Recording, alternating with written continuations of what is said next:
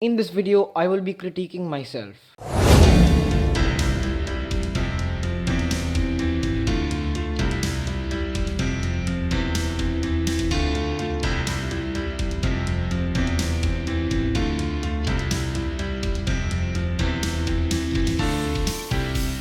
So at the end of every month, oh my god. So at the end of every month, I'll record a series of solves and I'll pick the worst solve from that, I'll reconstruct it and we'll take a look at what I could have done better to improve.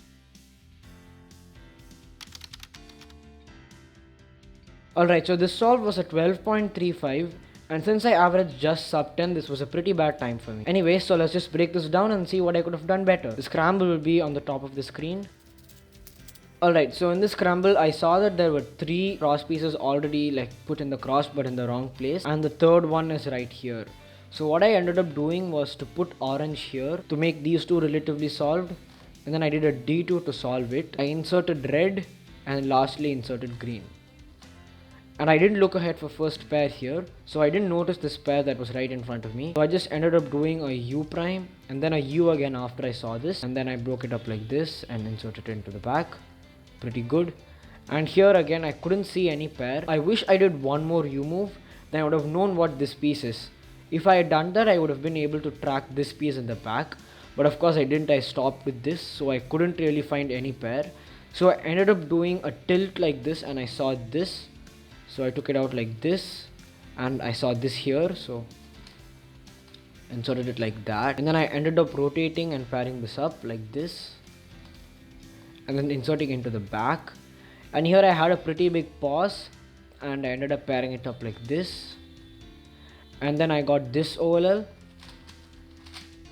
and this PLL, and for the PLL I didn't do the proper PLL. I ended up doing the other Hupum twice, which was pretty bad, like that and then like that. Alright, so let's start with the critique.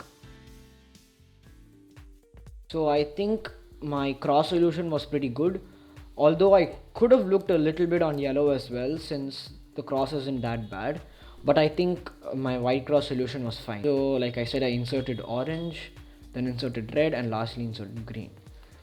During these moves, I definitely think I should have looked ahead to a few pairs or something at least, because I had a pause and I did a bunch of U moves and then I saw this pair, which was definitely not a good thing to do. So I definitely should have looked ahead, but I didn't. So anyways, after I spotted this, I think my solution was perfect.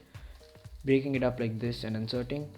I think I did a U2 with my left hand. If I didn't, I should probably do that, because if I didn't, I probably regripped, which is pretty bad. Then for my second pair, I did a U move. I saw this corner, so I immediately started looking for its edge. I wish I did one more U move, because then I would have seen this and I would have been able to track this piece, but I didn't do that. So I stopped to just one U move and then I tilted and then I saw this, which is definitely not a good thing to do. Do not tilt your cube to look for pieces unless it's impossible to look for pieces here, which is definitely not the case. I could have even done this pair, but I didn't. So I took it out like this and then I paired it up like this and then I inserted it like this.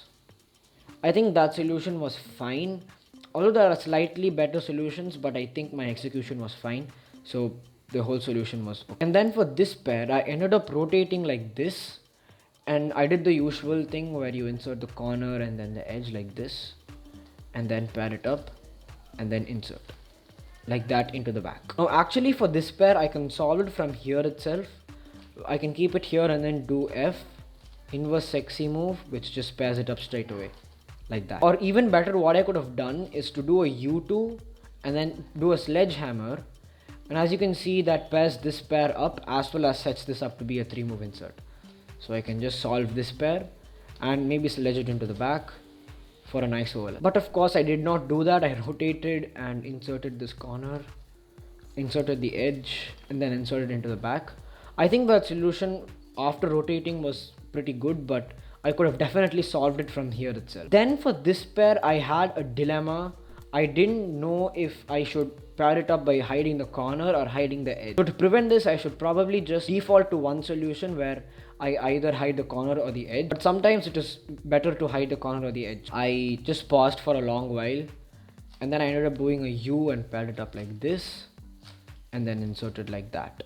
I think the solution after the pause was perfect, but I definitely shouldn't have paused because it was such an easy pair. And then for OLL, I think my execution was good, perfect, whatever. And lastly for PLL, this was probably the worst part of the solve. I recognized this PLL the wrong way.